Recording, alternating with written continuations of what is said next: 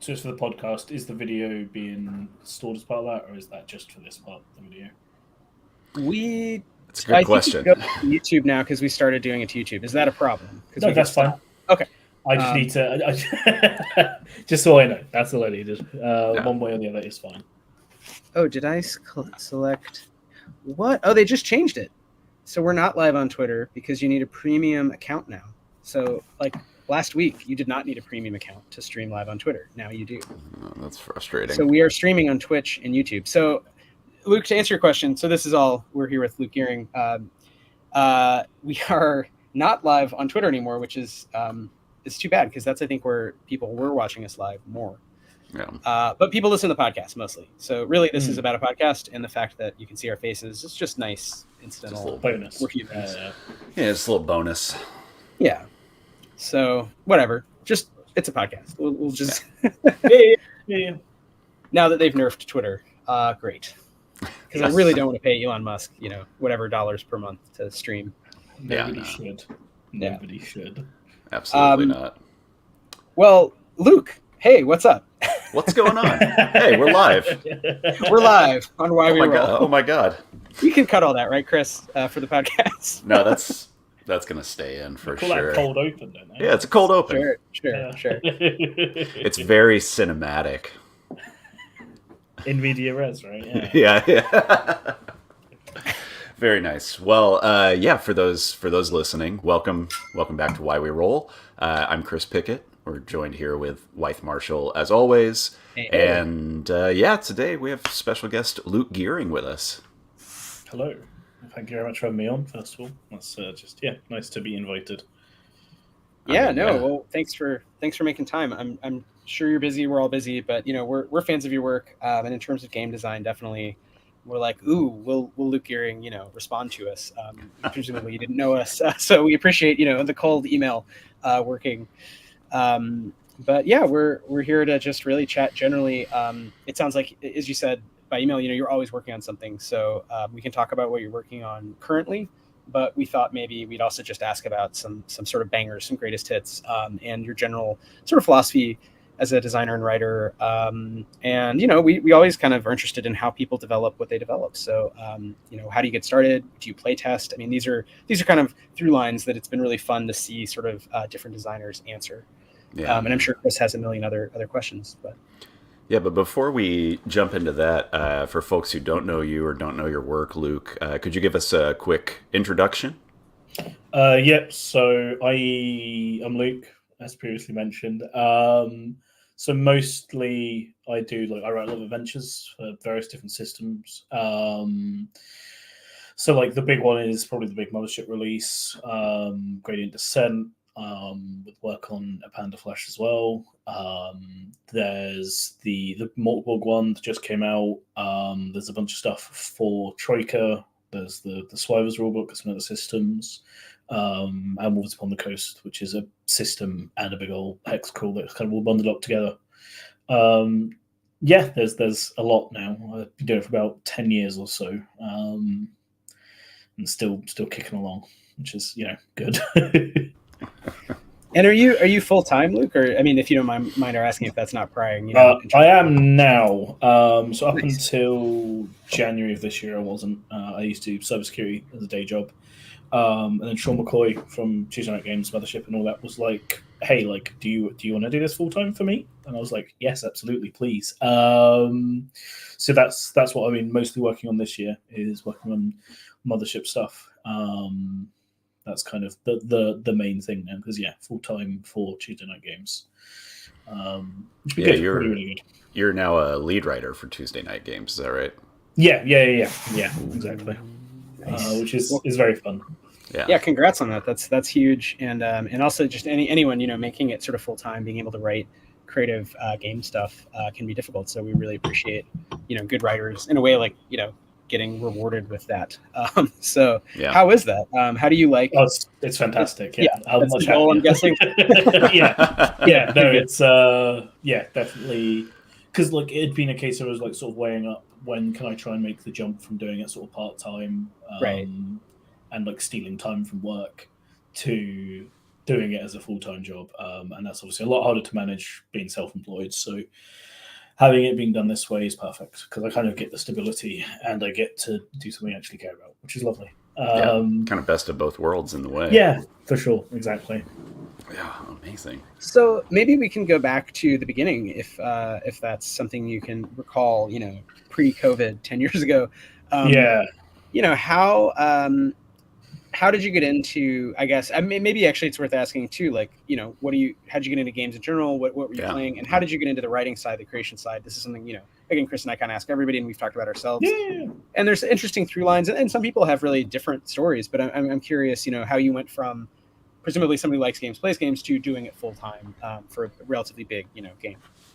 Yeah, so like ancient history is that I'm like second generation nerd basically, because my parents met doing like World War II reenactment stuff, and they did like a sci-fi like live action thing as well. But my dad was like involved with some of like the first people outside. He reckons the first people outside of university playing D&D. So like an old school wargamer. So I sort of obviously grew up around it. Like they used to use me as a prop for these science fiction games. So as I always say, I never had a fucking chance. So from there, we had like Baldur's Gate 1 on PC, and that's why I learned to read, because before that I couldn't be bothered. And my parents were like, "Oh, you keep asking us to read this dialogue, like learn to read it yourself, for Christ's sake." So I was like, "Fine, I will," and then like fell into reading in a big way. Then D&D, I got I think it was Dragon Quest. It was like one of the really old like box sets they did as an intro to BX, and I got that from, I think it was like a jumble sale at Boy Scouts. And then from there, like found all my dad's RPG stuff, talking to him about it. Did it a little bit when I was younger, and then around college time got like properly into it, running 3.5, unfortunately. One thing 3.5 is good for teaching you is that you can just change it, because game designers don't know any better. You can make it better. It's fine. So I was doing that for a bit, and I'm still sort of, they're like my primary friend group, the people at college. That's like pre-university in the UK. I don't know, like I see the term used for a lot of different things.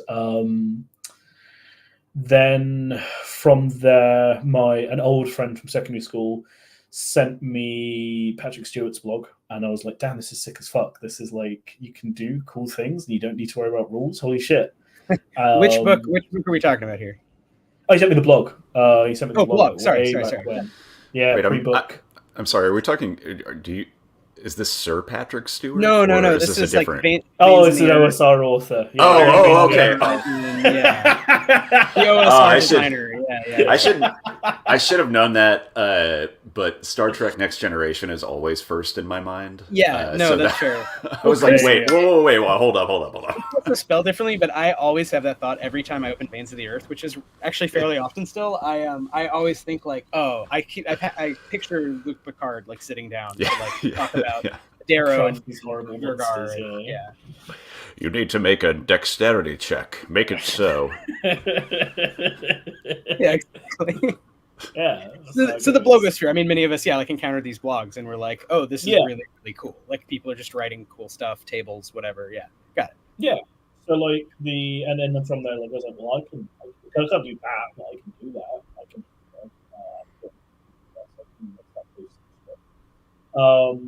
from there, I can't even remember how it's called. I think it was Daniel Sell who do the Undercroft line. I think it was the zine. Sorry, I always have arguments with people about this one. So it was over for submission. I started running Call of Cthulhu at that point, again for the same group of friends, and there was like a monster that they thought was really sick, and I like wrote it up formally, as it were, and like sent it over to Daniel, like, oh hey, like, do you want this? And he was like, oh fuck yeah, let's go, this is great. And then from there, I was like kind of just doing small bits for the Undercroft scene. Never thought like, oh, I'll do a book. And this was around sort of university time, and I was smoking quite a lot of the time, and I ran out of money. So I was like, "Fuck! I need to write something and send it for cigarette money," which is why I wrote Fever Swamp. And he was like, "Oh, this is too big to be like one issue. So like, we'll do a book." And I was like, "Oh fuck, all right, we'll do a book." And then they got an Any, and it kind of all went downhill from there, as it were, because of smoking. So thanks, cigarettes. Sometimes good things do come from smoking cigarettes. Yeah, who knew, right? Some of my closest friends, you know. It works. I mean, nobody should start smoking back at that, but yeah. No, don't do it. Yeah, I mean, it could have been something else, right? It could. I mean, we all probably need money, so it could have been like any, not cigarettes specifically. That just happened to be the top of mind like thing I'm spending money on. But so that's cool. So it wasn't like you set out initially to write full time necessarily, but you wrote one thing you liked, and there were people who obviously liked it, which is great. Yeah. I mean, that's obviously a nice sort of stepping stone and a feeling of confidence that people reacted well to that. How did you go about like kind of the writing process? Like, how did you come into sort of professionalize as a writer, if that makes any sense? Like, did you study what other people are doing? Did you, I don't know, like what's your process, you know? So Fever Swamp was like pretty naively written because I wasn't like super well read in terms of like adventure structures, which is why there's some weird shit in there, like the hexes are too big, and I mean people won't respond well to it, but it's like it's definitely not the same as a lot of other works.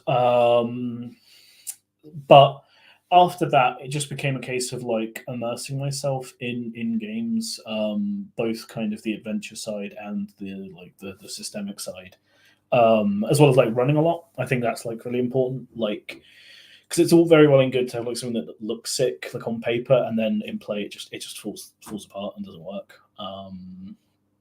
So yeah, I think for me anyway, it comes a lot of it is having played a lot and having played a lot of different styles of game, but with the same people, so you kind of have like a control aspect there where it's like I know I can see the effect of these on these players anyway because it's always the same players rather than it all being kind of like, well, I don't know what to pinpoint the success or failure on here. Like obviously something's going to work better for my players than other people's, but at least I know who I'm pitching at and I know what they're into. So it's like, okay, this does work for whatever reason, this doesn't work for whatever reason, but at least I'm not just like, oh, maybe the players were better or whatever. But I think like for me, like everything is downstream from running like really long campaigns with like good friends over a long period of time, because it just gives you a wealth of experience to draw on, and it means that you kind of intuitively build up a sense of what will and won't work, because it's like, well, I've done something similar and that didn't work, so like why didn't it work? And I can start to build that way, or the other way around where it's like, okay, look, I've definitely done this before and I know it works, so cool, I can just like kind of go for it. And yeah, do you find that the players give you ideas as well? Like they're kind of part of the authorial process? Not that it's not your primarily, you know, authorial intent, you're designing the scenarios, but you're getting kind of ideas. Oh, definitely. I mean, like, for me, like, the people at the table are the most important thing. Like, the book can think what it wants to think if you're running, like, a pre-published module or whatever, but, like, ultimately, it's up to, like, the players, including the GM, but kind of everyone on equal footing at the table. And so, like, there's an interesting tension where I know, certainly in, like, some kind of, like, gaming spheres, it's very on brand, like, I'll give, like, the players some of the authorial control, which, like, that I'm personally less into, because I think it can, if you overdo it, it kind of cheapens the, like, feeling of reality in the game world, for me and for my players, obviously. Like, if other players really respond to it, and they love the idea of, like, this plastic reality, whereas for me, I kind of like a concrete reality that then the players are finding their own route through. And I'm not dictating that, but everything that is like fact stays as fact almost. But equally, the concreteness of that isn't actually particularly concrete in a lot of areas. So the players are like being like, oh, what about this? What about that? Like, what if these are two things that connect? You can like, oh, that's a good idea. I know if there was anything there, but now there totally is. So there definitely is like a give and take there, I think, with a big campaign. On top of all the kind of moving parts and like the idea of like the world reacting to what the players are doing as well. Even stuff they're not directly bumping up against, like kind of the effect of the ripples they cause just by traversing the world is like a thing that I'm really into and I really enjoy, where it is like, so I've seen like people have said like a lot of Luke's adventures have like a static situation, which I think is like can be true, where it's not so much static as like it's held in tension. The idea is being that when the players come in, they're the destabilizing force that makes the whole thing fly apart, and all the tension is released as like a big like, oh, like now everyone's fucking fighting because you fucked up, or everyone's trying to get you on the side so that they get an edge, or whatever it is. it's the players' characters who are creating the dynamism, because that A makes it more comprehensible to them, but B, it just means you can set up like really high stakes and can build the tension over several sessions. Or like, say like there's about to be a big fight, they can see like soldiers building up on either side or whatever, and then it's like the players are the ones instigating the cool thing rather than the cool thing happening before they even get there. Yeah, that's really interesting. I'm curious, what are some ways that you've systematized or mechanicalized those ripples, as you put it, like kind of like higher level faction rules, kind of filtering down into player level action or perceivable action, things like that? Because you've written across several different systems. So yeah, I'm curious how you implement that in your modules. So, like, the big thing for me, the big tweet that went around recently that I did, like the super secret technique is just write down what happens each campaign session, and just look back at those notes occasionally. Like, it feels a little bit like make work, but when you can be like, oh wait, like 5 sessions ago, I didn't remember, but my notebook remembers that you met these dudes and you pissed them off, and they're going to report it into their boss, and that kind of comes up and comes back down, and now there's the consequence. So for me, a lot of it is about making that, because the mechanisms are really useful as a way of either offloading work, like this is too complicated, I don't want to think about it, or it's I don't care, I don't want to think about it, right? It's the whole kind of like mechanics as abstraction, or like rules allied, however you want to put it. So sometimes I think you don't necessarily want to overly mechanize it, you just want to have a way of recording that information. Whether that be like, oh, there's like a big table and I can roll on that for consequences. I think faction turns for like bigger scale stuff can be really useful. It's like once a game month, you just like assign them a chance for progressing their goals, and you don't worry too much about the specifics of how they've done it, because you kind of, it's like the whole kind of creativity thing where like, okay, so I know that they've advanced it, I don't know how, but here's what the players are doing. The tension between those two things, I might be able to find something that links them together. Or not. Maybe it's entirely unrelated and there's something going on that the players just haven't touched. I think that's really interesting as well, is like not coming in at the beginning of the plan, but like, oh shit, they're like 90% of the way through their evil plan and we need to do something and we didn't know about it. That's cool. That's like fun. Especially if like they had the chance and they were like, we'll go do other stuff. No worries. Like I've had my lunchtime like mega dungeon campaign that I run. They like agree, because like it's very negotiating with other factions in the dungeon and stuff, and because they've taken on jobs from everyone, they won't be able to do a lot of these in a timely manner. So that's caused like this mummy who wanted them to kill some necromancers ended up taking over their allies, the kobolds, and like leading them in like a big war against the players, and that was like super fun. It was just purely by the players not doing anything is what caused that consequence, and that is just like rolling for each of them, like how are they advancing their plan, and there's kind of like a delay timer, like, oh, he's not doing anything for the next X number of weeks because the players are supposedly handling it. When it's stretched like several months, if they haven't, it's like, okay, what's next? So yeah, a lot of it is just write it down and just building that kind of GM instinctive memory of being like, okay, I need to go and see if any of these factions are advancing or anything. Yeah, no, I like that. So you've done a number of different kinds of books, and so if you jump out to me, and they're not all adventures. So some are adventures, like The Isle definitely jumps out as like an adventure. So maybe we can talk about that. But also, like, I really like acid death fantasy and just these kind of settings that are. And the one I forget the name off without opening the PDF, but it's very memorable for Troika. That's kind of World War I, but like Eldritch. So it's sort of like the Weird War one. Yeah. Yes, the Weird War. Exactly. And that feels so those feel very different, right? The Isle, and there's books that feel very narrative and very driven by player agency. And then there's situations where they're just like wild settings. And those are, and they're all really fun and they're all well written, but they almost feel like, you've kind of been working on a couple different sort of genres of whether you call it adventure or setting book. So I maybe really the question is just like what happened after Fever Swamp, like where did you kind of go next with your sort of exploration of the genre, and as you're reading more and writing more, and what led to some of those sort of the pre-mothership or your non-mothership bangers, because Gradient Descent I think is like a whole other beast again, right? So that's maybe the next question. But so like there's definitely Troika is an interesting game because I think it had like a big third-party scene, which is great. And the big thing people gravitated to was doing backgrounds, and like there's a lot of like very different ones, and a lot of people will like kind of just come up with stuff that's like cool or funny. Like there's someone with a book with like, oh, you can play a sentient truck. Very funny, very cool. So I wanted to play with the Troika because like so ADF, it's like an experiment in how stripped down could presenting a world get. So it's like, what if all we have is the characters and the monsters? So like, I think a lot of people critique it. Like, well, where's the adventure? And it's like, it's right. Like you've got everything in the world in front of you. Like you can just, like I even did like a live demo. It's like, okay, roll up 3 monsters, combine them into a scenario. There's the adventure. Like you have all the tools that you need.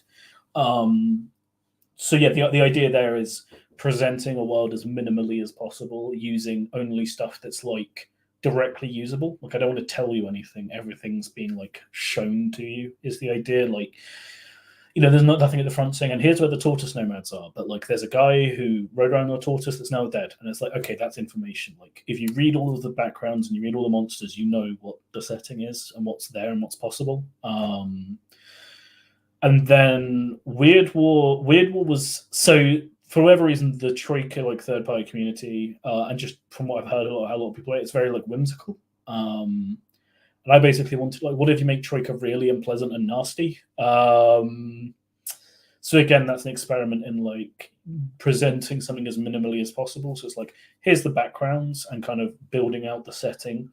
Because one thing I try to avoid having too many like big picture ideas when I start working on something. I'll have like a very like vague, fuzzy outline of like over there on the horizon, this is where I'm trying to get to roughly. But like I'm trying to discover it as I'm building it up. So like each background in like Weird War is building only on the stuff that exists before. And I'm kind of discovering it in the process of writing it. And then I can go back, refine, clean up, add connections. But there's definitely not like it's more of a discovered thing than a designed thing for me, often with something like that. And with Weird War, I think it neglects even to have enemies in it. I think it's just got like the background, and then it's got the it's got the psychogeography, this sort of like levels of reality. Like how loose is reality due to this? It feels a little like Annihilation or Stalker, Zona. It's kind of that vibe. Yeah, definitely. Yeah. But transposed into Britain, World War One, or World War II, World War One feeling. World War One, yeah. But I think those are so successful to me coming from SF that they, like Weird War and Acid Death Fantasy, both treat the trope seriously in a way that I feel like, besides the fact that I actually don't enjoy playing Troika as a system, but I love Troika books. I think they're often really well written and really fun. They're well designed. The art's good. But I think those are fun. Those are some of the best that I've seen because they take the setting more seriously and they kind of walk through it. And it's the what if actually plays out. Whereas I think Troika, even from the core books on, tend to not do that, and they don't take themselves seriously. So it feels hard as a GM or player to like literally know like where we are in time and space, or like take ourselves seriously. Whereas from page 1 of Weird War, it's like you're in that setting, and it with minimal art, as you say, with minimal direction in terms of narrative, you get a real strong sense of the kind of place you are, the kind of person you are at the front lines of this, as you know, the title says it all, right? Weird War. So I think there's something successful to that, maybe exploratory, but also sort of as you like kind of paying off one idea with the next in a not humorless, but just serious way. Like what happens if you're that guy on the front lines of this impossible conflict, you know? Yeah. Like I think like there's definitely jokes in there, and that's part of just, I think part of that because backgrounds are kind of like jokes, like the way that like it's like I think my mate Jared said it's like a joke, like set up punchline, and the punchline might be the special, the equipment, the skills, but there's always like a 1-2 with like a successful one. Except sometimes, obviously, once you've established that in the joke, you break it and play something straight. Yeah, I think the idea of just trying to take the work seriously is one, because like at the end of the day, it's fucking elf games, right? Like we're playing pretend with dice. It's very easy to want that ironic distance to make it feel a bit safer. Yeah. And I totally get why, but also I think something really interesting happens when you try and disavow that irony and be like, no, we're going to take it seriously, and we're going to try and it doesn't need to be po-faced, it doesn't need to be miserable. It just needs to be right. Just do the thing properly, almost.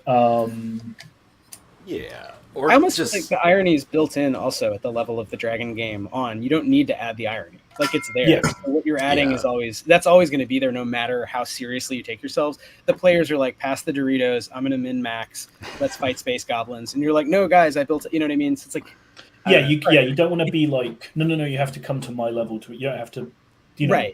There's the stereotype of the GM is like, you guys aren't taking it seriously enough. Right.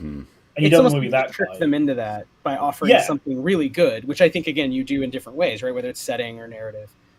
And Chris, Yeah. I'm sorry, I think you were going to say something. I cut you off. Oh, that's okay. I forgot. I think I was going to say, yeah, just taking the setting seriously, and also just like giving primacy to the world that you're in, so that like players can actually ground themselves in it. Like I know when Wythe and I have played Troika before, and when I've played Troika outside of that game, that's always been my biggest issue. I can't ground myself in the story of what's happening, which is why with Fever Swamp, Acid Death Fantasy, those books, like I agree with Wythe. You open the book, you're in it, you're in the setting. I really appreciate that because it gives you something to actually latch onto and actually roleplay with, as opposed to like just kind of anything goes. You know what I mean? Yeah, I think that's like the idea of trying to take a like be really concrete and really solid in like, because at the end of the day, like I'm using a published book, it needs to do something for me that either I can't do myself or saves me a lot of work and a lot of time. And I think one of those things is like provide all those concrete details and be like really not necessarily intricately put together, but everything needs to be there in some way, even though it's not directly there, even though it's only there through inference, it should be there. Because otherwise, why am I running an adventure? Like if it's not as good as something I could come up with on the fly, or it's lacking those details I have to do. I mean, like it's tough again because it's as with many things in RPG writing. There's like tension between two things because like it needs to not be shit and boring to read, but also I need those boring details in there sometimes. Yeah. And it's the same way, like do all the work for me, but if you do too much work for me, then it becomes like, what am I doing? Then I'm like a robo GM in some ways. Like I really like Carcosa, which has like nothing. It gives you almost nothing. It's just like there's 367 jungle ants here. That's an amazing hex fill because like how do you encounter 367 jungle ants? There's so many ways that can play out, but also in terms of doing work for me, that's nothing. You've given me like a seed, and it's a 6 seed, and I think it's really good. But at the same time, depending on who's reading it, that could be the worst, most boring encounter ever because it's just like, oh, you see 367 jungle ants, they're 120 foot away. What do you do? You have to bring a lot to it, and that's its strength and its weakness, right? Yeah. It's almost like you have to decide: are you the expert GM who's looking for OSR or NSR material to hack apart, or are you looking for something to pick up and run? And as you say, always, I think that's such an excellent point, is in the back of your mind, could I just make up something better? Which is one reason why for a long time I like backed into this, because I played D&D as a kid, and all the World of Darkness games, but over time it was like I'm never using any of the published content as written. You know, I used the rules and then we're changing it and making stuff up, and so I just kind of ignored it for like a while and kept playing the games, just ignored what anyone was doing, because it was like, well, who cares? And then finding the OSR blogs, it was like, oh, these guys have some better ideas than I've had, or just new ideas, and that kind of got me back into like, okay, there are people publishing new stuff. It's not just, you know, then Wizards of the Coast, now Hasbro. But I think that's such an interesting tension, right, between what could I do, what's ready to go out of the box, and then kind of settings that require more input, and there's some sort of collaboration, and where do you want to fall on that spectrum? There is no right or wrong answer, maybe, but it's like some works are more collaborative, some are like fully, you know, you do this. They've done the shit for you. Yeah. That seems like kind of a constant negotiation that you have to have with yourself and with the prospective GM of any game, right? Like ultimately it is a, and again, I think that's a really healthy tension. I think it's great to try and play with that as well, because like sometimes even in the same product you might lean more one way and then more the other. Like some stuff might be extremely open-ended, and it'd be like, this is entirely up to you to interpret. But there's ways to do that, because I've seen some writers do that, and it almost was like a cop out, where it's like, I don't know, 2d20 damage or whatever, I guess. And like, if you put that in print, you've fucked up. I'm paying you money. You could at least tell me what fucking dice to roll if you even brought it up. Like if they're just like, oh, here's what happens, and they don't put any mechanical implementation, fine, but don't like call attention to it. But yeah, no, it's definitely one that needs to, and again, no right answer. Like sometimes I'm in the mood for something where it's like, fuck you, just give me the bare basics and I want to build everything myself. Like all you've done is save me rolling some dice. And yeah, other times like, actually I'd like you to do some more work for me and actually give me a cool idea to run with beyond just a bunch of jungle ants.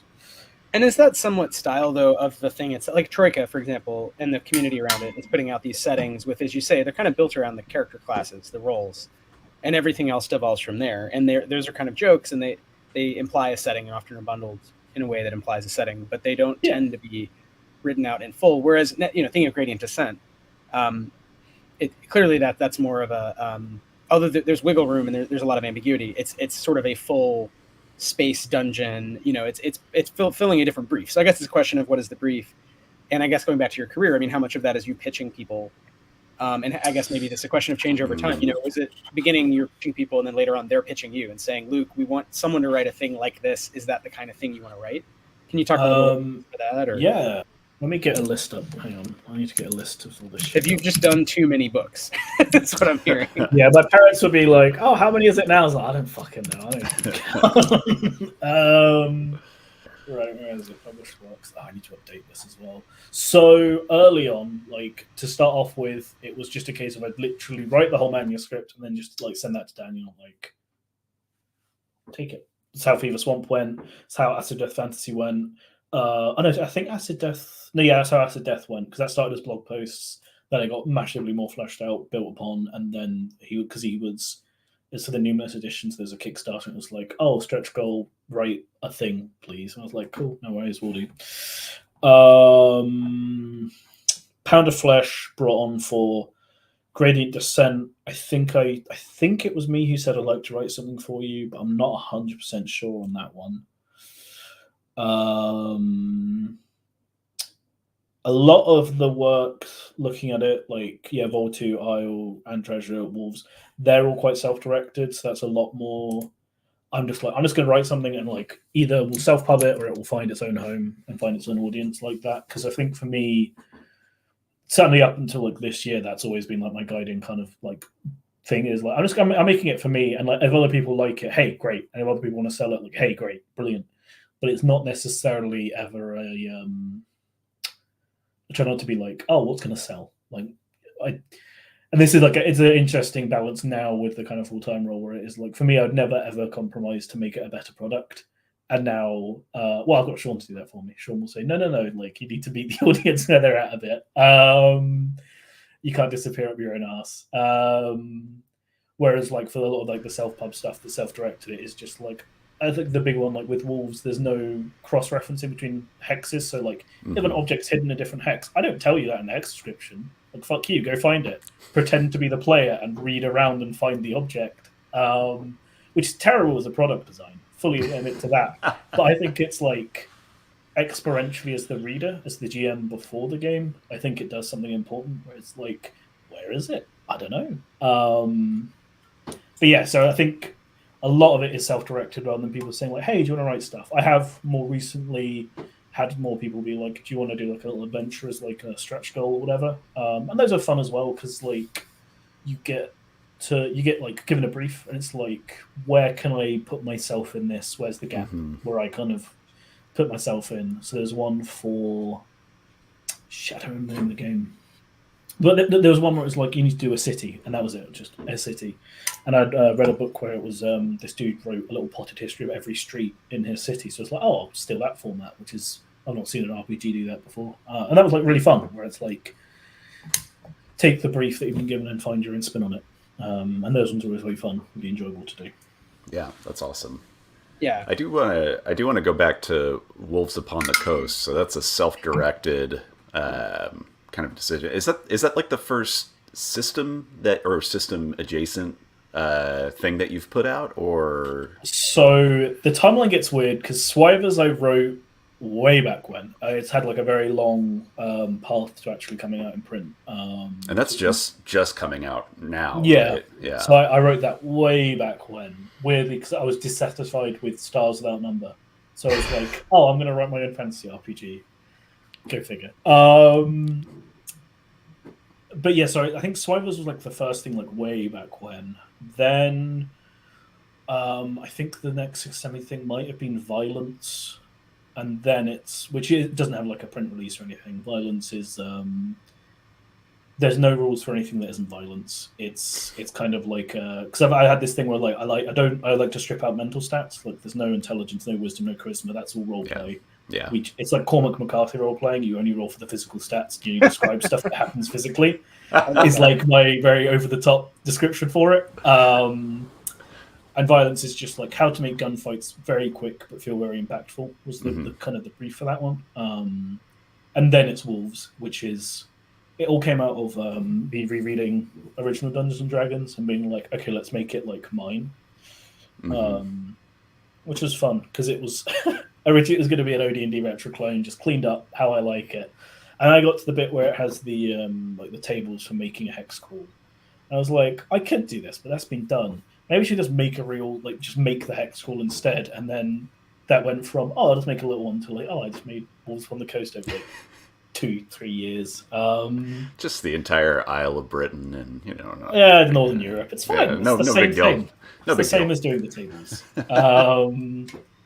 That is because that one, it had its roots in when I rewrote all the monsters in OD&D, not thinking that would go anywhere. And then as the sequel, because monsters and treasure goes together in OD&D, so I'll do the treasure. And like they were all definitely, with that being deliberately linked, they were all definitely in the same universe. And I was like, oh, well, I guess those are the monster and treasure books I'm using for Wolves. So it's kind of an interesting experience of pulling together multiple different, originally disparate but all made around the same time things. Like it's like the Isle slots right in because it's written around the same time. But it's not like deliberate as such. But yeah, it's cool. It's fun. Yeah, that's really interesting. Yeah, so you're reacting to like OD&D as well as Troika as well as Mothership. So yeah, I mean that's something interesting that I find.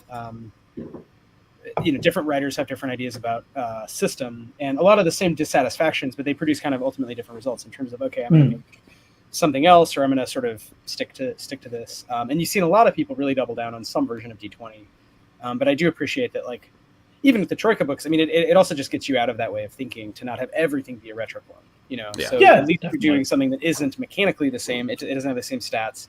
And it was funny for me, like with the grid system, I've used Acid Death Fantasy many times as really a jumping off point with just like encounters. But then the stats don't make any sense, So it's like, all right, every single time I have to kind of look at it anew and be like, let me do this active translation.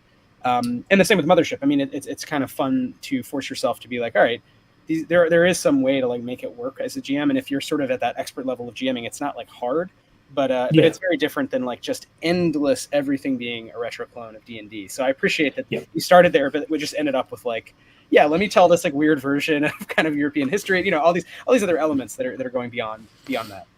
Because it's like there's enough retro clones, right? Like they're weird because the thing I like about a retro clone, like if someone makes one, I will read it because you're playing the same, like it's like when like jazz bands play like the same standard, like because you know all the notes, you know how it's meant to go, any deviation is like highlighted, right? And it's like, that tells me something about you and like your priorities.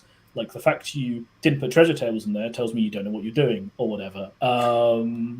Not quite that extreme, but like your own emphasis, your own priorities, and how much you're willing to change it is really informative. So that's like a really cool thing that I like about retro clones. But at the same time, I don't need any more. Like I'll get the digital. I've got the one that I use to run games with. I don't need more. But they are interesting. So please don't stop. But also, everyone should also go make other things at the same time. Right? You should do both. It's a healthy tension again. Yeah, why not? Why not both? Yeah.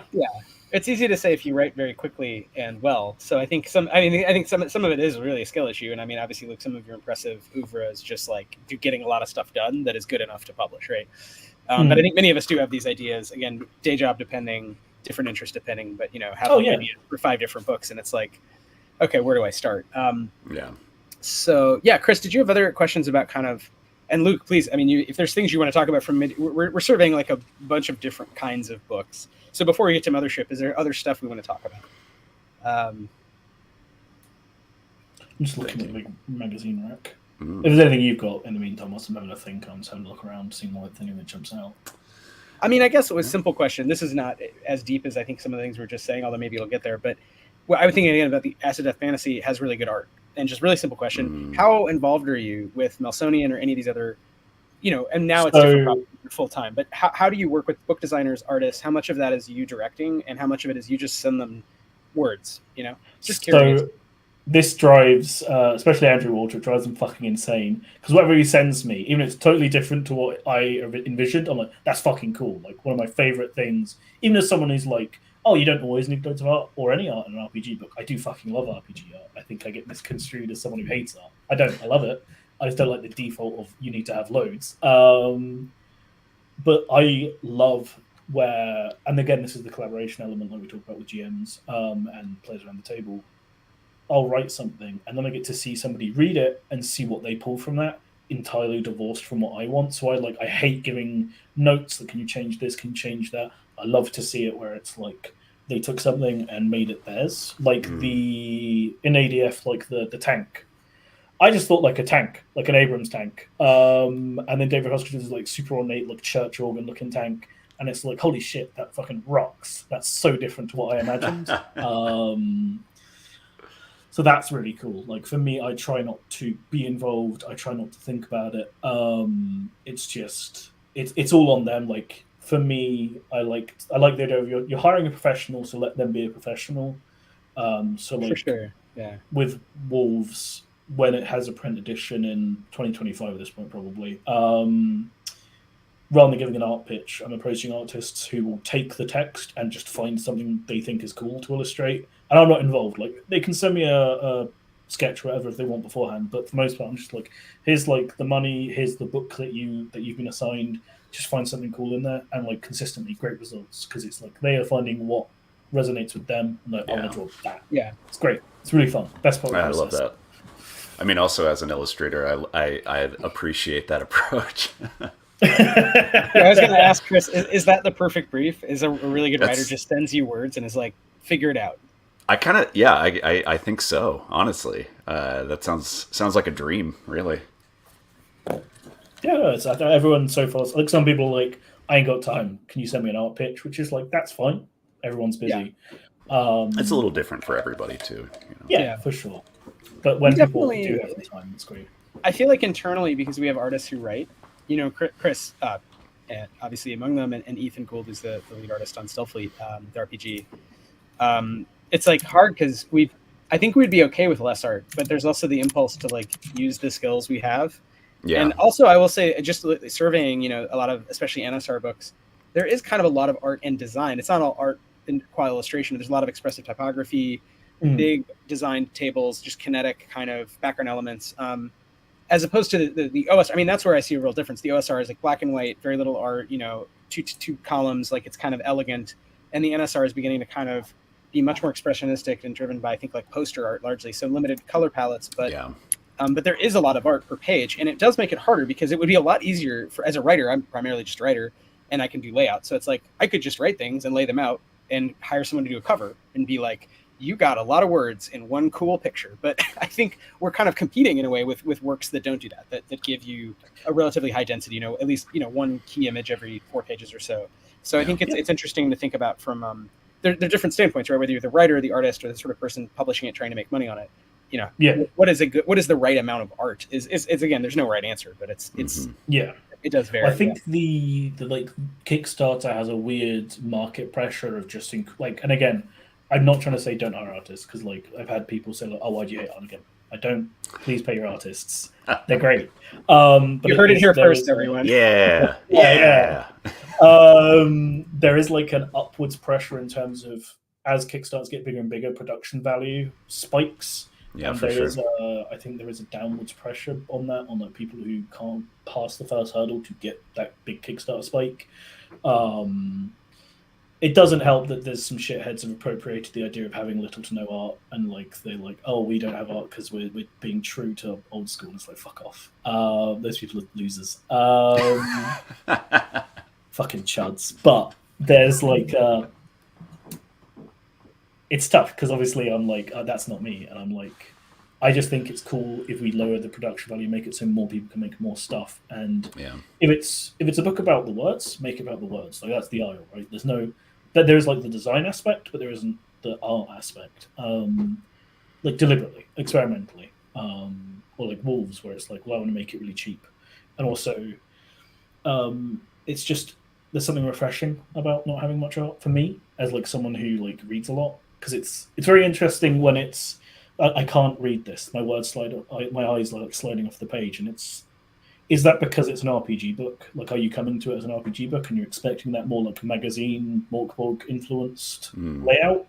Or is it like, because I mean, obviously some people like struggle with just like a novel, right? And it's, by how much of that is preloaded from knowing, oh, it's an RPG book, I'm not going to engage with it as written material almost. So it's an odd one. And I don't, we'll see what happens as more people try more things, right? Yeah. I have a lot of thoughts on this as a time traveler from the 1800s, but I can't stand the punk aesthetic too much. I mean, I get it on the one hand, and as a fan of like poster art and like European design, I get it. But and like punk ethos, I totally get. But as a reader and a writer, and you know, I just think the elegant look evolved over time, like for reasons, like for readability reasons. You know what I mean? Like there's a reason why, and even with magazine composition, which is really different. I was noticing this in this. I'm basically writing this academic article about visual regimes and TTRPG design, and like looked at 100 books really deeply, and like a lot of them, none of them use what we call magazine composition. I think in like graphic design. Oh, really? Okay. Like they pretty much all use either 2-column or crazy, like punk. You know, everything is just like, I'm driving the car off the cliff, Thelma and Louise with expressive type, and you can't really read anything. And that's fun, but it's like, I actually think they're missing that middle of like, the reason that magazines look the way they do is so that you can still read it, but it has kineticism. It has kind of like, it pulls your eye in a direction. It uses expressive type, but not at the sacrifice of like, what the hell does that say? Because everything is like a fractal, like black letter font, if it's metal, blah blah blah. So I think there's like a kind of weird missing middle where designers overcorrected into punk, which I love the idea of, but it's also divorced from the politics, so it's meaningless to say like we're punk in style, but hey, we're selling a product, buy our product. Because as a writer and a reader, I would rather just put it in 2 columns so I can fucking read it, you know, personally. But I might be in the minority among like current RPG. Oh, we're definitely in the minority of that. Yeah, one, but like, I mean, for me, sorry. Oh, I was just going to say that's the conversation that Wythe and I have been having, laying out the kind of early access edition for my game Danse Macabre, where it's like, okay, well, you know, it's like this kind of OSR inspired thing. Do we go with the elegant 2-column? Do we like try to get weirder? Do we try? How do you push it? And it's I don't know. It's frustrating because I'm also in the camp of just being like, just put it in 2 columns, make it elegant, make it readable, and then call it a day. But yeah, I think you're right, Luke. There is a kind of like downward pressure that's coming on to designers through Kickstarter because of the fact that there's just more money there now. Yeah. And like, I don't blame individuals for doing it. Like, I get it. Yeah. You want to make the stuff that's going to like, not just because it sells well, you're saying like it's nice to be part of the general trajectory, unless you're a contrarian stick in the mud like me who is happy doing the wrong thing all the time. It's because even in the 2-column, right, there's variety. Because you look at like OSE adventures, like bullet points and bold and italics, and for me, it's fucking unreadable. I can't stand it. And a lot of people are like, oh, it really helps with like, for me to scan it. They love it, and I'm like, for me, you put one bold word on a page, that's all I'm looking at. I'm locked on. I can't use the rest of this page anymore. Well, you are in an extreme minority there, just from like the history of typography. Like people do use bullets because of readability. Basically, I mean, it makes it more legible. You know, I mean, they can see this as something that I can quickly like work through. But yeah, I mean, again, I think what we've revealed is there's clearly, you know, there's kind of a spectrum here as well. And some of it is knowing what you want is something I'm hearing is like, you know what you want and you know how to work with artists, you know how to work with designers, you know how to write the things you want to write. And you have that sort of that confidence or sense of self, which I think maybe is helpful. Just trying to take away, like if someone was listening to this, how would I do it myself? It's like, well, partially learn what you think is actually good. And maybe try to do that, as opposed to following like fads or, to your point, feeling pressured because of kind of zine quest, you know, like what you're seeing on Twitter.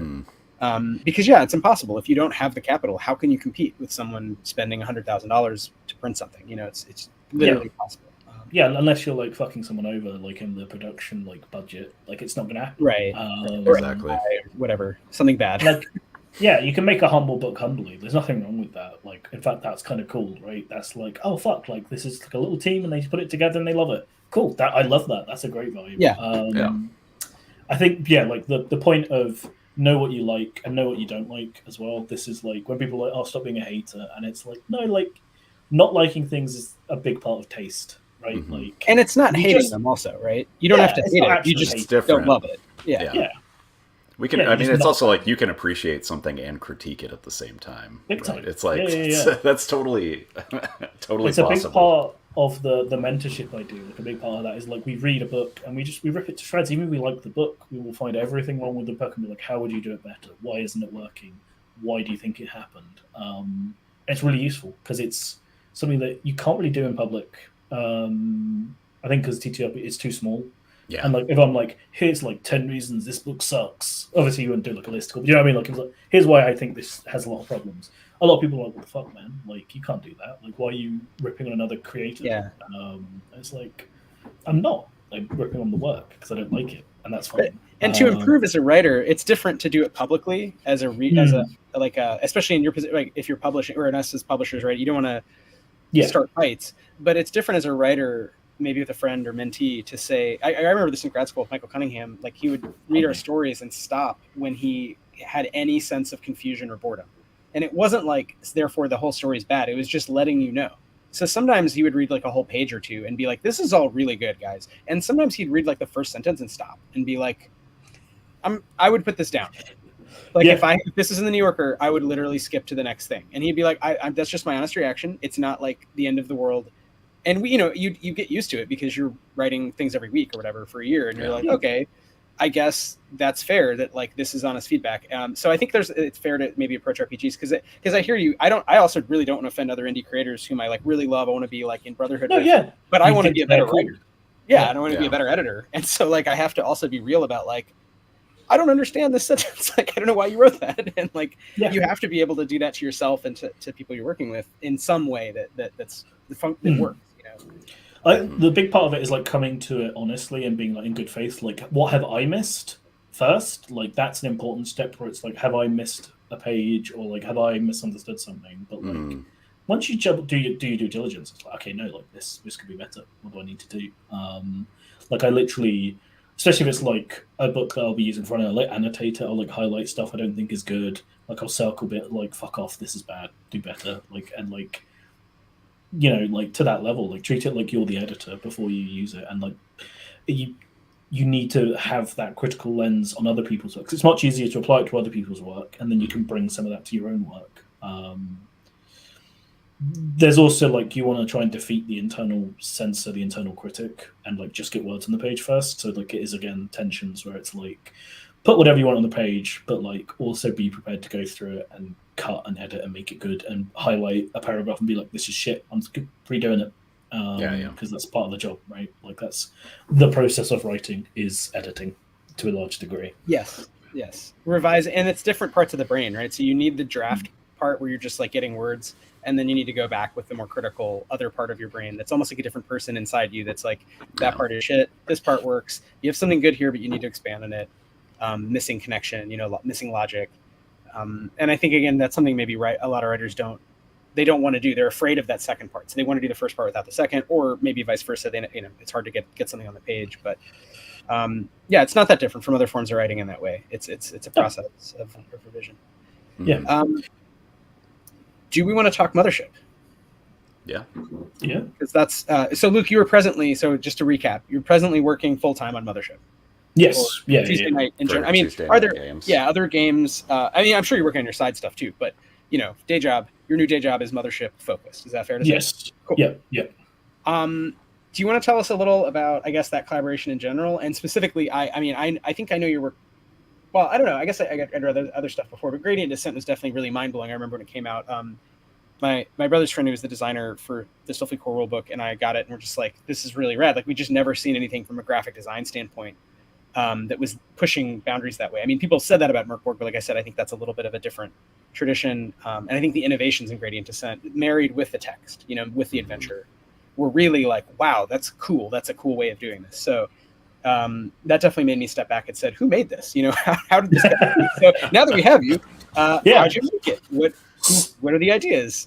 Please explain, So Gradient Descent was mostly written stealing time from work when it was quiet. So because of that, a couple of artifacts of that, the map was done in Excel at first.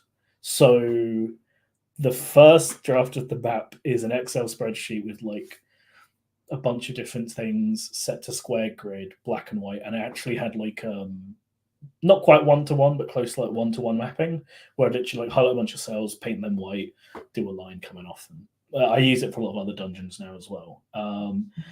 And despite it being famous for its bullet-pointed prose, the first draft was written longhand. Like, it was written, not longhand, but like in full sentences, full paragraphs, like a traditional key. At that point, then me and Sean were talking about it, and it's like, well, we can't do a 64-page book with this much shit in it longhand. And I think a lot of the innovations were both in terms of how it's presented, because I think, as far as I think it came up before OC, I'm not 100% sure on that. I know I hadn't seen the OC bullet point style at that point, but using those bullet points was certainly new to me at that point. And the way that Sean encodes a lot of information graphically, a lot of that was driven by, like, it's got to be under 64 pages at most. Like, what can we do to present information alternatively? What can we do in terms of like logos? What can we do in terms of like highlighting like this area is industrial size? Like, how can we present that glyphically? Because like Sean has this whole thing, like, can this paragraph be a line? Can this line be like a picture? Can this picture be like a diagram, or whatever his like decomposing and abstracting it down thing? So I think it's like a big part of the visual feel of the book, like kind of information hierarchy and whatnot, is a result of that process of being like, cool, like, how do we overload every single element and make sure everything's working as hard as it can? Yeah. So that's interesting. So it started almost with the brief of like, it's a set number of pages, which as a writer is sometimes hard. I found hard because you're like, I didn't think more of ideas. But yeah, I just wrote it. And then Sean was like, this is a zine. It's got to be 64 pages, man. And I was like, oh, okay. Like, let's see what we can do. For a lot of time when I write, like, I don't even think about system. I just write the situation and like, oh, I'll add some system shit in afterwards. No worries. Because like, at a certain point, I find all of them are kind of the same. So like, you could like, oh, make it for OD&D and for like PBTA at the same time. It's like, sure, like, doable. You just write it. It's fine. Yeah, I agree with that. That being a second order writing task, I also completely agree with, because if it's a good narrative, the way you mechanicalize this, if it's a decent system, it should be mechanicalizable, relatively easily. Yeah, right? pretty quickly. There's going to be a combat system. Okay, how badass is the villain? It's not like, it's not rocket science to be like, okay, well, this person has more or less of a stat. So it makes sense that you're focused on narrative, and then you go back and kind of bring in mechanical interactions, hooks. Yeah, I think the process, it was interesting because like for me it was all about like, we'll just build the space, like just make the physical space. Like, we didn't necessarily, at no point was I like, the theme is that you might lose your humanity or like become, like, it was all kind of evolving, like, okay, they make androids, like, what does that mean? And it's like, oh, what if you can make a perfect android? Okay, what does that mean? And like, again, it's that kind of and then yourself and being like, okay, like, how do we pull this thread all the way through the kind of presented material and then going back and kind of reinforcing it and adding it? So again, it's kind of that like accretion, like it's you start with a thing and you keep adding layers until it forms a little pearl. That's the kind of overall strategy. Can I ask what was the original page count going to land at before cutting gradient descent down? I would love to tell you, but I've been looking for a while in my Google Drive to find the original, because it was like 2 jobs ago. It's there somewhere. I'm sure I emailed it back to my main email address, but I cannot find the original. I think there was like maybe 1 or 2 areas that hadn't been like fully written out, like in full kind of paragraph style. But it's going to be big, very big before we switched. But I think like one thing with that is, so there's like an article floating around saying like bullet points are baby food for your brain, which pissed a lot of people off. It's very funny, but I think there's an important trick where with bullet points, I think you should always write it out in a paragraph and then boil it down to bullet points, because I think, I can't prove this, but I think there's the fact that you once had the connective tissue and you've kind of boiled it away. I think it makes those bullet points stronger, and some kind of almost like a ghost of the connections that were originally there in the full text somehow bleeds through. Because you're writing those bullet points with the knowledge of all of the extra stuff, I think it makes those bullet points better, and it makes them, as I say, contain some of the vestigial aspect of those connective elements and the kind of idea of like, this is all happening in one thing. Whereas I think if you write straight into bullet points, it feels like a list of isolated things that have been just kind of put in the room rather than feeling, to me anyway, as much of a cohesive whole. And again, I can't prove that. Sure. That's a feeling I have about bullet point writing. Yeah, I can understand that. Like, even just from the aspect of making the bullet points, having your own context and contextualization for them feels important. Because otherwise it is just kind of a string of random items, right? It's not a list. It's not a connected thing. It's just whatever might fit the theme. Yeah. It may also be style, like, because I tend to write long, and I come from literary fiction, and so I write in bullet points for game design. I write pretty much everything is an outline, and it's it's like a numbered outline, and then so it's basically bullet points with like bold leaders, and then a separator, and then the text. But I mean, I've moved in that direction for a number of reasons, from like writing on my phone to just trying to write shorter, But I think that maybe it's because I'm thinking and tend to have a lot of connections and interconnections. So maybe it depends on the kind of writer you are. Like if you're a writer who's searching for the connections of the bigger plot, don't write in bullet points. But if you tend to overwrite kind of more stories, and you want to break it down to like discrete elements that for many people are going to read more quickly on the page, then, try this sort of outlining method. But I think that's interesting anyway, to even that it's come up, because it's actually something I think about a lot as a writer. And I don't think on this show we've even had anyone mention specifically beef with bullet points or whatever. Yeah. It just hasn't been part of the discussion. We've talked a lot about dice and all these other issues. So no, that's cool. I mean, gradient descent. Yeah, there's so much we could probably do just a whole episode on this one book. But I am curious to round out the question of like what it was originally, or just your process. I mean, I don't know if this is a spoiler, I guess. So sorry, Luke, in advance. But the Monarch and Minotaur, right? This kind of I don't know, godlike AI construct. It's like, was that bigger? Like, basically, was there a different plot or a bigger plot, or the plot itself, the situation rather, was the same, and it was more a question of presentation, trimming down wording? Do you know what I mean? Like, what changed in the process of working with Sean and the team? The Minotaur came up after the fact. The Minotaur came up during production. Monarch was always set in stone. Silas came up during it, but Silas is my one, for me anyway. That's the joke. It's the one joke I'm allowed in a horror book, right? And it's Silas being a prick. For those who haven't read it, Silas is an AI who's self-controlled like a sub area, and he only lets you in if you find some like sealed environmental suits. And he has a pack right there that you could have had right inside. It's like, well, I needed to know that you were committed before I'd let you in, which is a fun, and also like it's like fuck you. But yeah, the Minotaur came up in the writing where it's like, there needs to be a thing here. And Sean was like, what if there was like the anti-monarch? And it's like, oh, cool, okay, like let's build that. And then you get like Labyrinth Minotaur, because like there's like in Pound of Flesh, there's a lot of the like kind of Shakespeare references. And in Gradient Descent, obviously, we've got the I forget his name, the philosopher's quote with "I dreamt it was a butterfly." And Sun then Tzu, it's I've got the book somewhere here.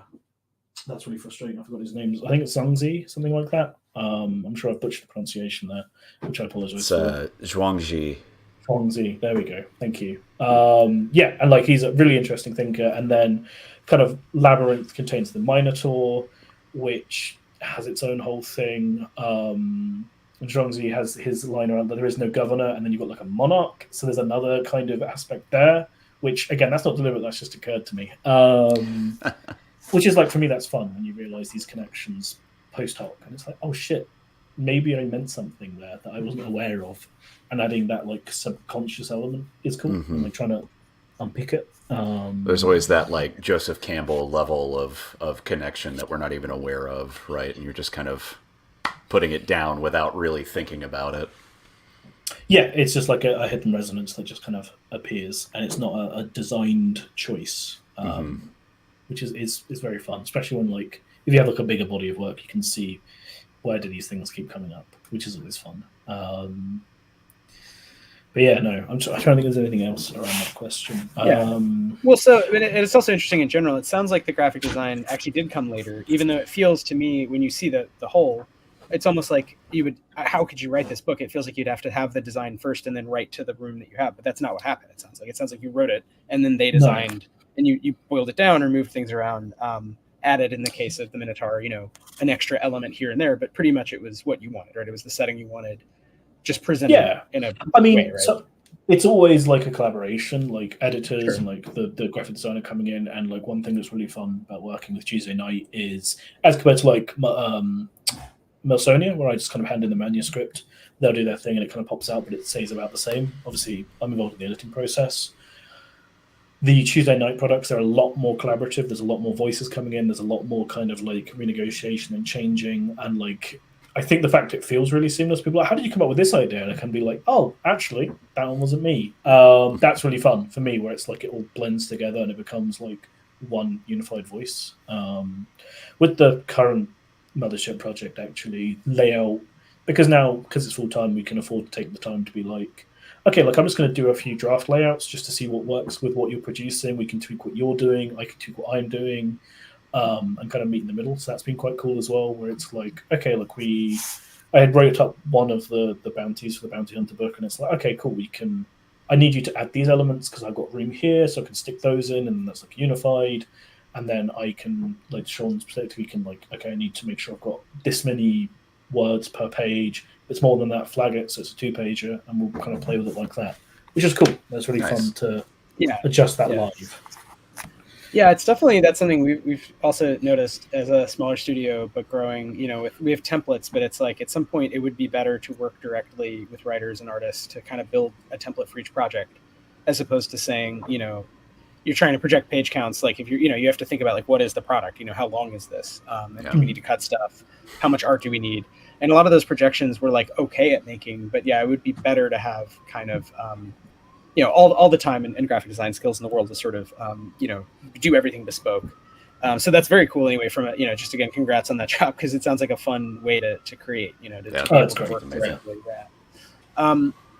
So I guess, I don't know, Chris, do you have other questions? I mean, so I guess now we're in the Mothership era of rock, but yeah, Chris, I wanted to see if you had other stuff that we should cover for sure.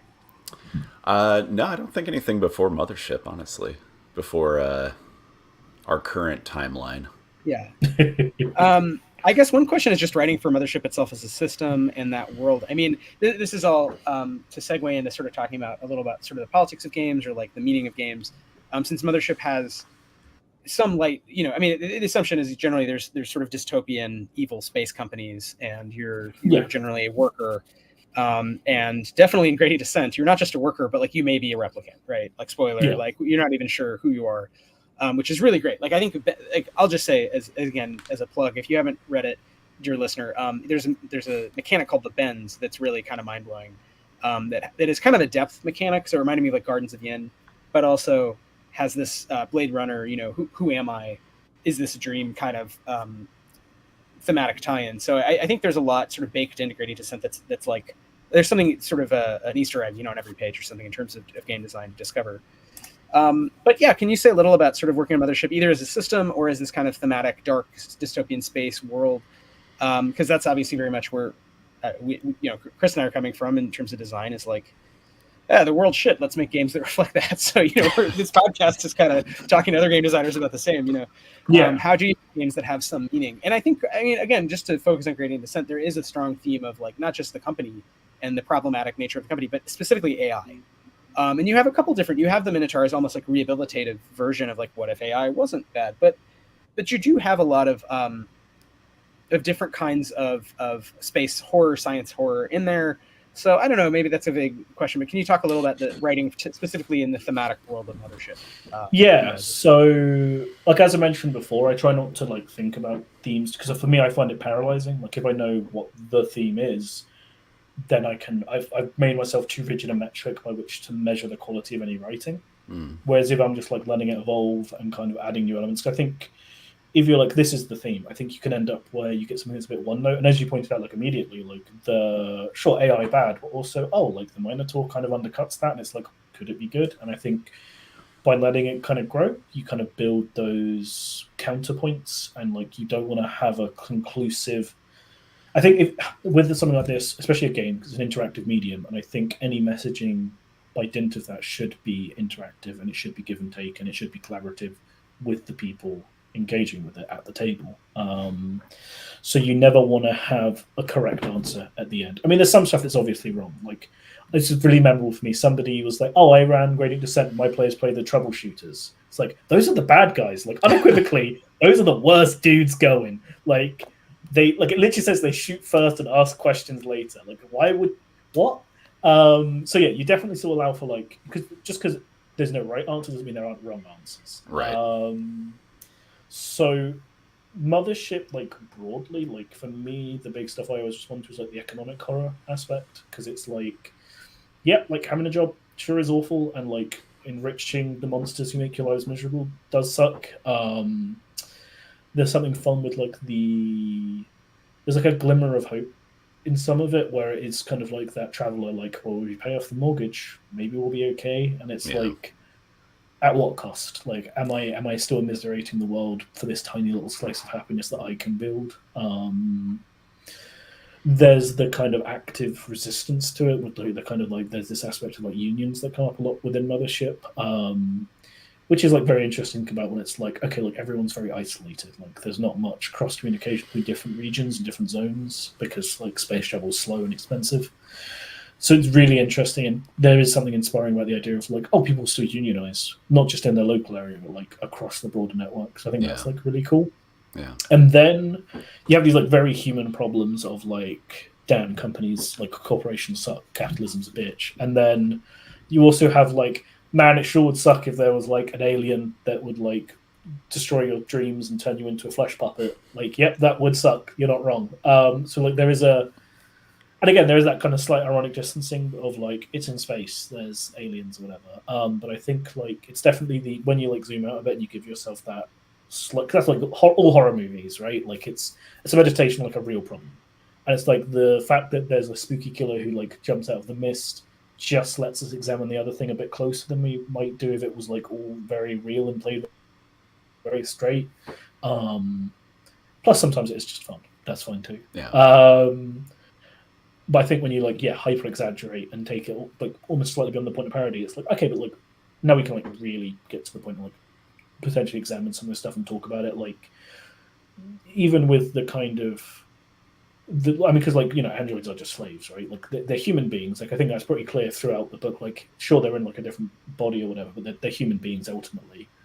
But you're still the one breaking into this place because of money. Like the primary hook there is always like, oh, these artifacts are worth a lot, huh? Sure would be crazy if someone like broke in and sold them like that. And like, what does that say about the fact that that's like a viable path where it's like, yeah, kick in the doors, steal like some potentially world-ending artifact and sell it to the highest bidder, like. And that's maybe what the AI wants as well. And then you get into this interesting thing because for me, like a big thing, I mean, again, particularly as like like a white dude or whatever, like complicity is like fuck, like that's like the big bad thing. That's the thing that you're really worried about in some ways because like sure you're not at the sharp end of oppression, but you definitely don't want to be like helping push that, right? You don't want to be the one on the other side of that. And I think there's like something. And again, because you can only, to a certain degree, write from your own perspective. Like, you can always understand others, but you never want to appropriate that and write from someone else's perspective. So I think, for me anyway, the idea of complicity is something that's bears a lot of thinking on, a lot of like reflection on, and I think like because it's uncomfortable as well. Like even talking about it, my chest is like, oh, you sure you want to touch on this one? Because like it's horrible. It gets under your skin because it's like not just as a bad thing happening, you're involved. It's your fault, or at least you benefit. And that's like, like you should sit in that uncomfortability because shit is bad. Well, that's very much, we can't compete with Sean, but that's our whole thing, complicity. That's the whole point of our game. So this is, glad to hear you say that that's of interest to you. And maybe one day we'll be able to, collaborate on something there. Yeah, I've seen Mothership described as a sci-fi neoliberal hellscape before. I don't remember who said that or where I saw it, but that has always stuck with me, where it's like, oh yeah, this is about the current moment. It's just about neoliberalism, in a way, with aliens, of course, but yeah, right. And I think that's something interesting with Mothership, because I think this is coming from the tradition of Alien and Blade Runner. Absolutely. Mothership is, not to ding it, but I mean it's just another instantiation of same, which is we're in the same world of like a familiar corporate dystopia, but without it. It still feels a little open as to like how bad is it and what is your relationship to each other. I mean, it's more of a base system as opposed to like a deeply, thought out setting. And then you have books on top of it, like Ready to Send as a scenario, or other people are building kind of whole worlds on top of that. But I do think it's interesting to see some of those themes collide. And so you have the general neoliberalization of work, and you have to do stuff for money, and you're complicit in evil. And then here you have specifically this kind of meditation on what it is to be human, and AI and androids. But it's all filtered through a really dark, grimy, although not like, there's not a lot of art that's like people getting ripped apart, but there's a lot of like partial android, like partial pseudo people. And so there's kind of a levels of hell. It's a very like Hieronymus Bosch thinking about the near future of, constructed human life. And even the terms, I mean, the idea that there's pseudo milk eels, it's just like, what is a pseudo milk eel? It's so disgusting. But it somehow feels, somehow corporate. I mean, I think the evocative horror, to me, this is one of the best I've seen from Mothership in terms of evoking a specific kind of, I think back to the first time as a kid I saw Alien, and it was the most terrifying thing, the little kid that I'd ever seen. But it's like why I write science fiction today. And so I think this book is very much in that tradition of kind of not, the horror of neoliberalism, yes, but also like some specific other types of horror, which, as you say, creates a lot of distance and allows us to have different kinds of philosophical conversations because we're not worried about our own day jobs. We're relaxing into fiction, inhabiting a persona. So again, not really a question, but just, just thinking about like the function of games like this. I think because it pulls a lot on, like when we were dumb teenagers, there was like a factory that, because in the UK, if you didn't force entry, it's only a civil offence, so it's fine. So we'd go into this factory that was like 15, 20-minute walk away. And a lot of the specific stuff in Gradient Descent kind of pulls on that. And I think there's something, the wastage of like, because this building, this big factory, like an office front, hadn't been used for years. It's like, this place is fucking huge. And it's just sitting here rotting. Like nothing's being used. I think like there's another layer there where it's like, what a waste. Like there's like not just the people, but like the actual structure itself. Like, with Gradient Descent, you got this giant sick ass factory that's like super high tech, and it's like, wasn't making enough money, so we just turned it off. Like, that's terrible. That sucks. And there is like the sheer waste of it when like so many people are like unable to be homed or whatever, and like and you've got like, oh, here's a factory. Like, sure, it wouldn't be perfect, but like better than nothing, presumably. Yeah, you see that here a lot in New York as well. Where it's just like, that's just an empty building where the real estate is the most expensive you can imagine it. Why? Yeah, no, it's just, and there's definitely that aspect for me, which again is like very personal. Like seeing that waste is distasteful, right? No, I think in general, a lot of writers in this, I like to think kind of NSR tradition that is politically aware, at least, even if that's not foregrounded in the text, are drawing on personal experiences of working day jobs, maybe being complicit in things we don't really want to do, definitely being aware of these social issues, and not insufficient housing is just one of many that you could name. And I think it'll be interesting to see people grapple with that in different ways. I think a lot of us have grappled with it now to some degree with this sort of space mercenary kicking down the door way. But I think there's probably more and more stories to be told that grapple with other social issues through games in some sort of sophisticated way. We talked with Kayla Danse Macabre about her game Psycho Dungeons, which was interesting, where it's sort of like Freudian, like someone's head explode, like literally monsters come out of their head because they're having like like they're having a moment, they're having a anxiety, and it's producing literal monsters. And so it's sort of Ghostbusters meets psychoanalysis. So it is an RPG, and you are sort of fighting monsters, but you're not really fighting like evil. You're trying to help someone through. It's just like a literalization of like their nightmares. And you're literally fighting someone's demons. Yeah, right. Yeah, exactly. It was such an interesting way to sort of say like, it's kind of a game about real stuff, but also like there is that distance because it is ultimately goblins, and you're entering some fantasy maze. So it felt like a nice have your cake, eat it too kind of like, okay, that's one way to do it. That's also a game about labor politics at the same time, though. Because you play a psycho plumber, like you're like a working class kind of schlub who has to like go clean up other people's, mind states, whatever, their own labyrinths. So there's a lot of funny tension in that game where it's like, oh yeah, this is some high level paranormal shit that's happening, but at the same, like, this is just kind of my job, it's Tuesday. I gotta go. I gotta go clean up a psycho dungeon. Well, I don't know. The same with Mothership. Like to some degree, this is some of the most horrifying stuff I've ever seen. But also, like, it's Tuesday, right? Oh, pseudo milk eels. I don't know. Maybe I'm a replicant. Oh, fuck me, Tuesday. This is like still have bills to pay. I don't know. Yeah, because that's the thing, right? That's a very valid answer to depends. It's like, I don't care. It might be an Android. Who gives a shit? Like, that's fun. That's fun. Still got to eat, I guess. It makes you, the reader, be like, wait, am I an Android? Oh, shit. I guess, like, I wouldn't know. So, you know. Yeah. Well, we're coming up on time. So I guess, Luke, this would be a good time, I think, to turn toward the present, unless there's other things you want to talk about. But we'd love to know kind of what you're working on, what's next, anything you can announce publicly. Yeah, anything you'd like to plug?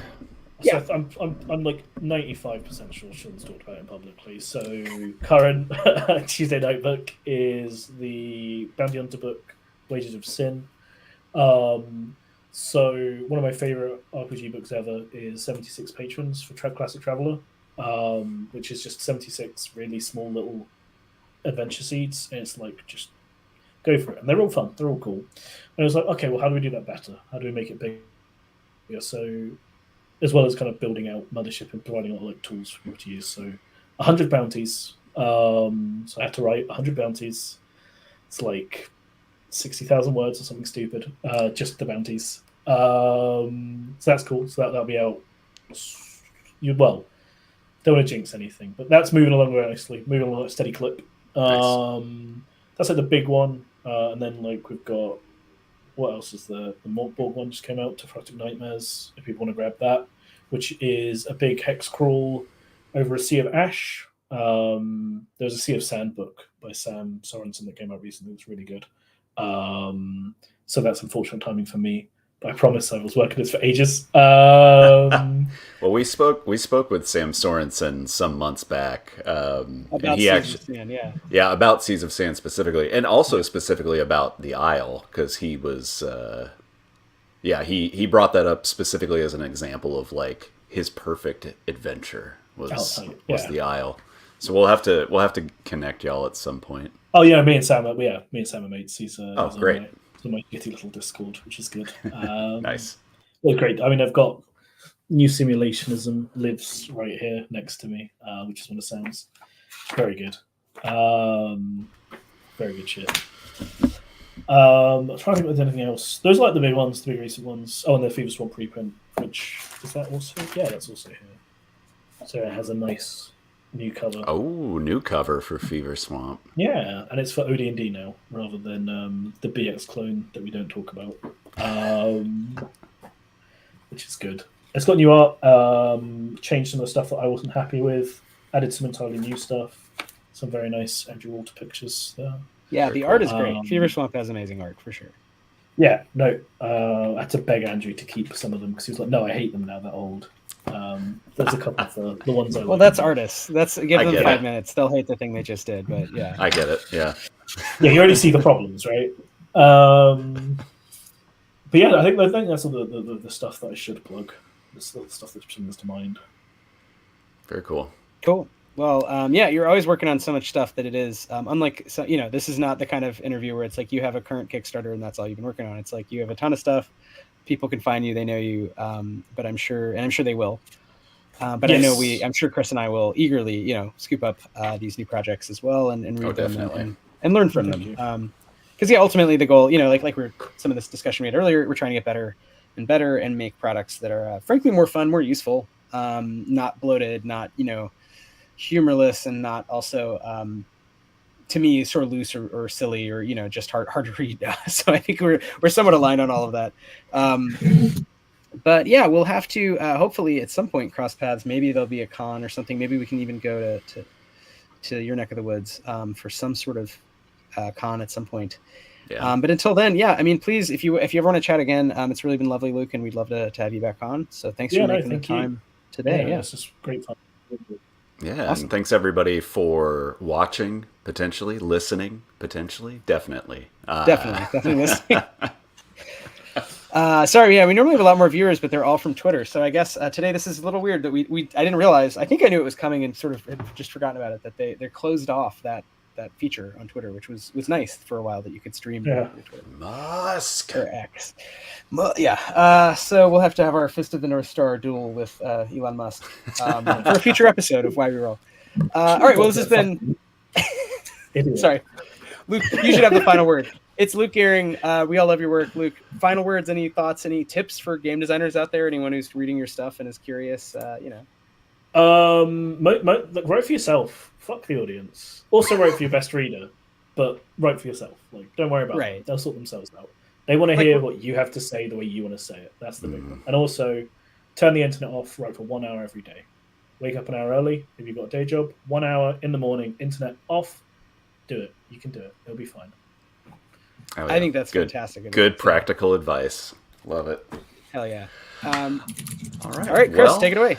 Yeah, thanks everybody again for listening, for watching. This has been Why We Roll. I'm Chris Pickett. With me, as always, Wythe Marschall and Luke Gearing for today. All right, thanks everybody, and we'll see you again soon. Click